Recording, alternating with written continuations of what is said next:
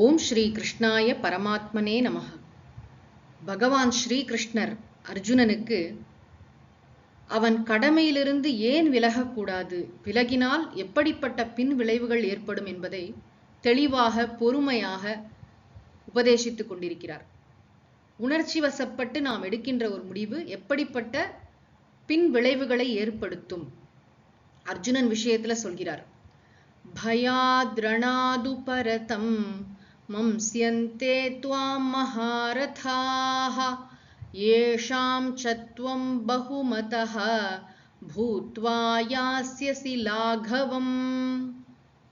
பொதுவாக இகழ்ச்சி அடைவாய் அப்படின்னு சொன்னார். யாரெல்லாம் இகழ்வார்கள் தெரியுமா? மகாரதாஹா, மாபெரும் வீரர்கள், பெரிய பெரிய வீரர்கள்லாம் அவர்கள் இகழறதான் ரொம்ப கஷ்டம். யாரோ ரோட்ல போறவன் சொன்னானா பரவாயில்ல, எந்த வீரர்கள்லாம் அர்ஜுனனை மிகவும் மரியாதையுடன் பார்ப்பார்களோ, ஒரு பெரிய ஒரு வியப்புடன் அவனை பார்ப்பார்களோ, அவர்கள்லாம் என்ன நினைப்பார்களாம்?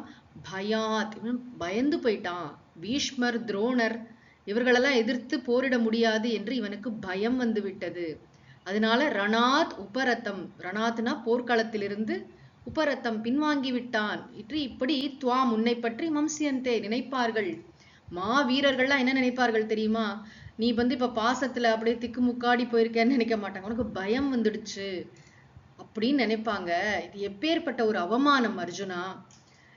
ஏஷாம் சத்வம் பகுமதஹ பூத்வா, எவர்கள்லாம் உன்னை ரொம்ப ஒரு கொண்டாடினார்களோ, உன்னுடைய வீரத்தை போற்றி புகழ்ந்தார்களோ, உன்னோட போர் கூட பண்ணிருப்பாங்க. அப்பப்ப சின்ன சின்ன யுத்தங்கள், இந்த மாதிரி யுத்தம் அது மாதிரி நடந்திருக்கும். எவர்கள்லாம் உன்னுடைய வீரத்தை ஆச்சரியத்துடன் போற்றினார்களோ அவர்களே என்ன செய்வாங்கன்னா, லாகவம் யாஸ்யசி, அவர்களுடைய வாயாலேயே நீ சிறுமையை அடைவாய். உன்னை பற்றி அவர்கள் தூற்றுவார்கள், இகழ்ந்து சொல்வார்கள். ஆம் சேர் ப்ரொஃபஸர்லாம் சொல்லுவோம் இல்லையா?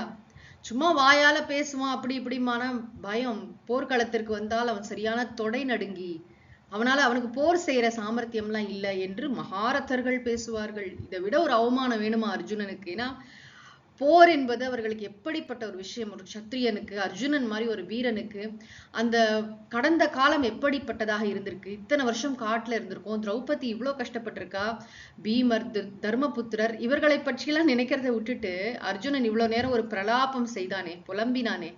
நாமும் அப்படித்தான். உணர்ச்சி வசப்பட்டு இருக்கும்போது நாம் பேசுகின்ற வார்த்தைகளுக்கெல்லாம் மரியாதையே கிடையாது, மதிப்பே கிடையாது.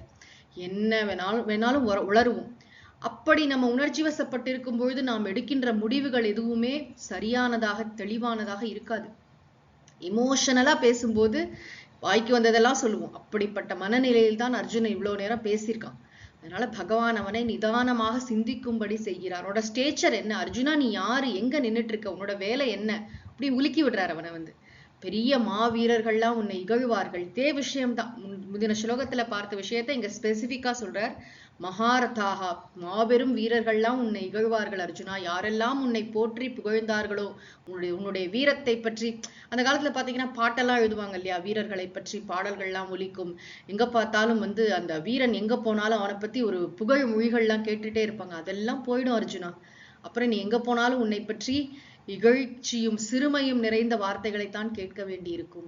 யாரெல்லாம் உன்னை போற்றி புகழ்ந்தார்களோ அந்த வீரர்கள்லாம் உன்னை இகழ்வாங்க என்று பகவான் சொல்கிறார். தொடர்ந்து அடுத்த பகுதியில் காண்போம். ஓம் சாந்தி சாந்தி சாந்தி. ஹரி ஓம் தத்சத். ஸ்ரீ கிருஷ்ணார்ப்பணமஸ்து.